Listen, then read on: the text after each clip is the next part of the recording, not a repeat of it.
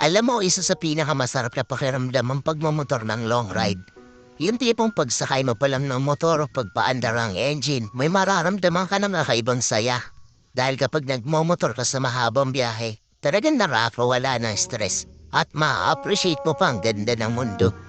Yung tipong habang nagmomotor ka, masasabi mo na nasa sarili mo na, wow, ang sarap palang mabuhay.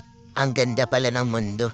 Lalo na kapag ang patakbo mo yung chill lang, yung ini-enjoy mo lang talaga ang moment.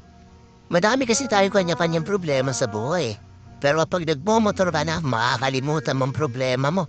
Lalo na kapag maganda ang view, maganda ang kalsada, tapos hindi mo na mamalayan, nagkakaroon ka na pala ng positive mindset dahil magaan ang pakiramdam mo eh. Kaya kapag stress ka na, kailangan mo lang din talaga minsan ng mahabang biyahe bilang isang pahinga eh. Ang weird no? Kasi nakakapagod magmotor pero ito yung pahinga ng gusto-gusto ng marami. Pero sasabihin ko sa'yo, hindi ka taba ng napapahinga kapag ka nagda-long ride ka eh.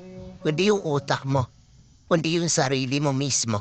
Kaya deserve mo rin mag-enjoy. Deserve mo makarating sa magagandang lugar. Deserve mo ng bagong experience, ng bagong kwento. Ang buhay ay isang mahabang biyahe. Madami kang pagdadaan ng iba't ibang uri ng kalsada. Malubak, mabuhangin, matulas. Kailangan mo lang din talaga maging maingat.